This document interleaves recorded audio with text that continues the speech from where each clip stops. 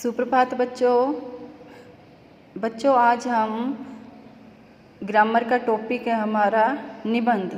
और निबंध हम करेंगे परोपकार। तो बेटा आज हम इसको समझेंगे, तो ध्यान से सुनना और समझना। ठीक है बेटा। इसमें हमारी भूमिका है परोपकार का अर्थ मनुष्य का सर्वश्रेष्ठ धर्म, परोपकार से अलौकिक आनंद, परोपकार का वास्तविक स्वरूप, परोपकार जीवन का आदर्श उपसंहार। इसमें कहने का मतलब क्या है बेटा? परोपकार का अर्थ मनुष्य का सर्वश्रेष्ठ सबसे बड़ा धर्म है। परोपकार से अलौकिक आनंद, परोपकार करने से बहुत ही आनंद मिलता है। परोपकार का वास्तविक स्वरूप, परोपकार जीवन का आदर्श उपसंहार, परोपकार ही जीवन का आदर्श है। ठीक है। तो कहने का मतलब ये है कि मनुष्य को दूसरों का परोपकार करना चाहिए। जैसे कवि ने लिखा है, कवि रहीमदास ने लिखा है, तरुवर फल नहीं खात, सरवर पियहि न पान, कही रहीम प्रकाश हित संपत्ति संचही सुजान। कि जिस प्रकार पेड़ अपने फल नहीं खाता, जो सरोवर है वो पानी नहीं पीता, ठीक है, तो उसी प्रकार जो सज्जन व्यक्ति होते हैं वो अपनी संपत्ति अपने लिए नहीं जोड़ते, वो दूसरों के परोपकार के लिए संपत्ति को इकट्ठा करते हैं। ठीक है। तो देखिए, भगवान ने प्रकृति की रचना इस प्रकार की है कि उसके मूल में परोपकार ही काम कर रहा है। उसके कण कण में परोपकार का गुण समाया है। वृक्ष अपना फल नहीं खाते, नदी अपना जल नहीं पीती। ठीक है। पीछे सरलार्थ में था ना, वृक्ष अपने फल नहीं खाते, नदी अपना जल नहीं पीती, बादल जल रूपी अमृत हमें देते हैं। जो बादल बरसते हैं क्या करते हैं? वो अमृत हमें ही तो देते हैं। सूर्य रोशनी देकर चला जाता है। इस प्रकार सारी प्रकृति परहित के लिए अपना सर्वस्व न्यौछावर करती रहती है। जैसे सारी प्रकृति दूसरों के हित के लिए अपना सब कुछ न्यौछावर करती रहती है। परोपकार दो शब्दों पर जमा उपकार के मेल से बना है, जिसका शाब्दिक अर्थ है दूसरों का भला। जब मनुष्य स्व की संकुचित सीमा से बाहर निकलकर पर के लिए अपना सर्वस्व बलिदान कर देता है, वही परोपकार कहलाता है। परोपकार दो शब्दों से मिलकर बना है बेटा, पर जमा उपकार, और इसका शाब्दिक अर्थ है दूसरों का भला करना। लेकिन मनुष्य अगर स्व मतलब अपने, ठीक है, संकुचित सीमा से बाहर निकलकर पर मतलब परोपकार के लिए अपना सर्वस्व बलिदान कर देता है, तो वही परोपकार कहलाता है। राष्ट्र कवि मैथिली शरण गुप्त ने भी कहा है, मनुष्य वही जो मनुष्य के लिए मरे। मतलब कि मनुष्य वही होता है जो दूसरे मनुष्य के लिए मरे, मतलब उसके लिए परोपकार करे, उसका कोई उपकार करे, परोपकार करे। परोपकार की भावना ही मनुष्य को पशुओं से अलग करती है। जो हमारे अंदर, मनुष्य के अंदर जो परोपकार की जो भावना है, इस किससे अलग करती है? पशुओं से अलग करती है। अन्यथा आहार, निद्रा आदि तो मनुष्य और पशुओं में समान रूप से पाए जाते हैं। आहार खाने का, निद्रा सोने का, और मनुष्य और पशुओं में समान रूप से पाए जाते हैं, लेकिन क्या नहीं पाया जाता? परोपकार। और ये परोपकार ही हमें पशुओं से अलग करती है। परहित के कारण ऋषि दधीचि ने भी अपनी अस्थियां तक दान में दे दी थी। अस्थियां भी उन्होंने अपनी दान में दे दी थी। महाराज शिवी ने एक कबूतर के लिए अपने शरीर का मांस तक दे दिया था। ठीक है। तथा अनेक महान संतों ने लोक कल्याण के लिए अपना जीवन अर्पित कर दिया था। लोक कल्याण, लोगों के कल्याण के लिए, भले के लिए अपना जीवन अर्पित कर दिया था। परोपकार मानव का सर्वश्रेष्ठ धर्म है। जो परोपकार है मनुष्य का सबसे बड़ा धर्म है। मनुष्य के पास विकसित मस्तिष्क तथा संवेदनशील हृदय होता है। दूसरों के दुख से दुखी होकर उसके मन में भी उसके प्रति सहानुभूति पैदा होती है। देखो, जब हम किसी को दुखी देखते हैं तो हमारे अंदर भी जो उसका दुख है वो महसूस करते हैं हम, और वह उनके दुख दूर करने का प्रयत्न करता है तथा परोपकारी कहलाता है। जो दूसरों के दुख को देखकर और उसके दुख को दूर करने की सोचता है या दुख दूर करता है, वो परोपकार कहलाता है। परोपकार का सीधा संबंध दया, करुणा और संवेदना से है। परोपकार का जो सीधा सा संबंध है दया से, करुणा से और संवेदना से है। सच्चा परोपकारी करुणा से पिघलकर हर दुखी प्राणी की सहायता करता है। बहुजन हिताय बहुजन सुखाय। बहुजन क्या होता है? बहुत से लोग, हिताय मतलब हित के लिए, बहुत से लोगों के हित करते हैं, तो बहुजन सुखाय तो बहुत से लोग सुखी होते हैं।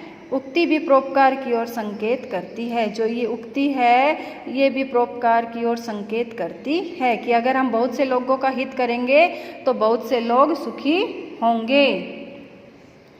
परोपकार में स्वार्थ की भावना नहीं रहती। जब हम परोपकार करते हैं तो हमारे अंदर क्या नहीं होती? स्वार्थ की भावना नहीं होती। परोपकार करने से मन और आत्मा को शांति मिलती है।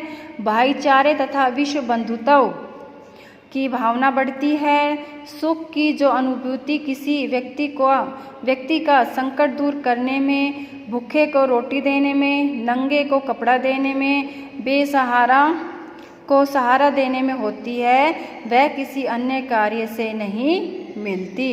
जो हमें सुख की अनुभूति, जो सच्चा सुख होता है वो क्या होता है बेटा? दूसरों की सहायता करके जो हमें सुख मिलता है बेटा, वो ही सच्चा सुख होता है। परोपकार से अलौकिक आनंद मिलता है। जब हम किसी का परोपकार करते हैं, किसी का हित करते हैं, तो हमें बहुत अधिक आनंद मिलता है।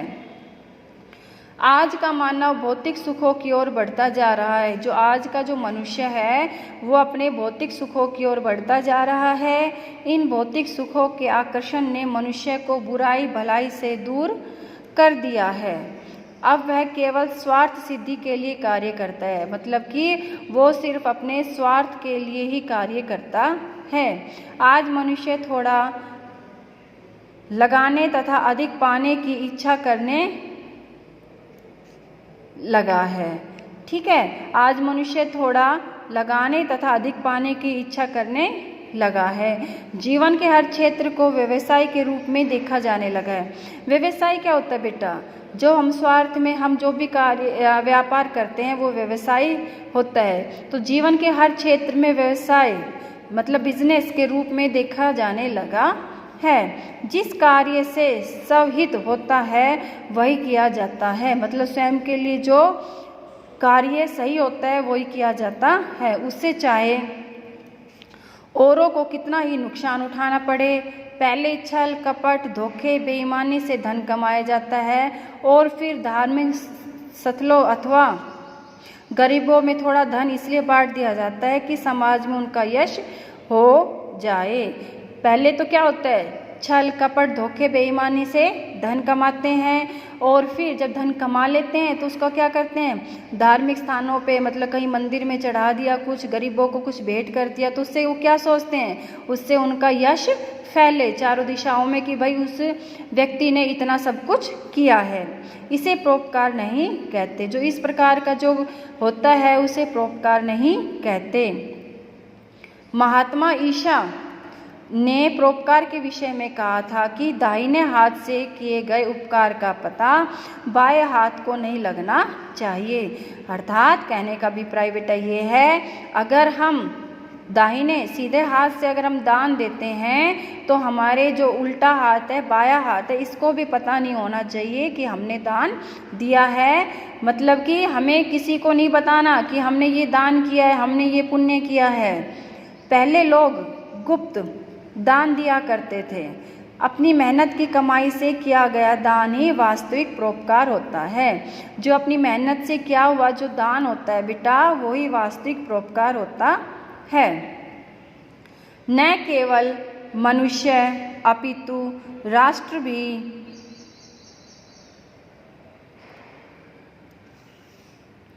स्वार्थ केंद्रित हो गए हैं, इसलिए चारों ओर युद्ध का भय बना रहता है। चारों ओर अहम और स्वार्थ का राज्य है।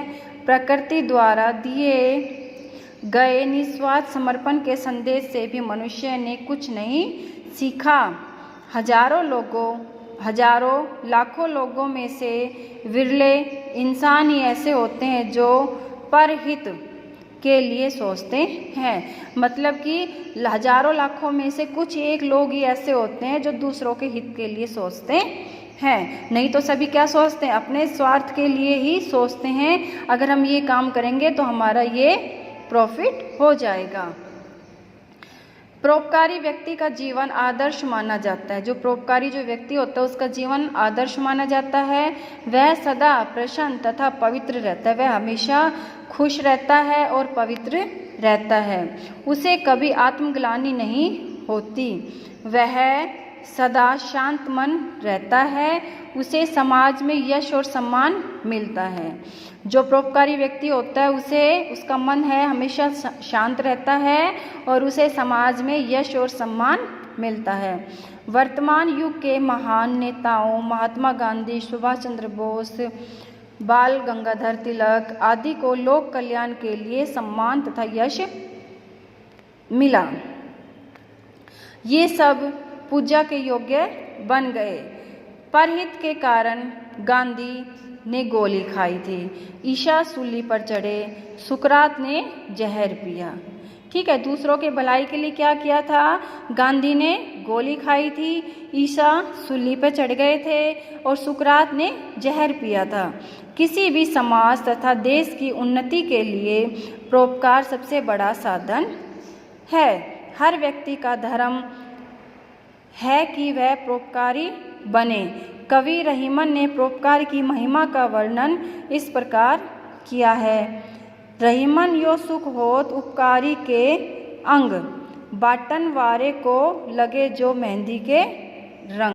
अर्थात जिस प्रकार मेहंदी लगाने वाले अंगों पर भी मेहंदी का रंग चढ़ जाता है, उसी प्रकार परोपकार करने वाले व्यक्ति के शरीर को भी सुख की प्राप्ति होती है। कि जिस प्रकार मेहंदी लगाने वाले अंगों पर, जैसे हाथों पर हम मेहंदी लगाते हैं तो मेहंदी का रंग चढ़ जाता है, उसी प्रकार परोपकार करने वाले व्यक्ति के शरीर को भी सुख की प्राप्ति होती है।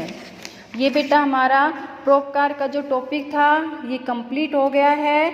आपको इस निबंध को याद करना है अच्छे से और अपनी हिंदी व्याकरण की जो नोटबुक है उसमें लिखना है। और मैं उम्मीद करती हूँ बेटा ये आपको समझ में आया होगा।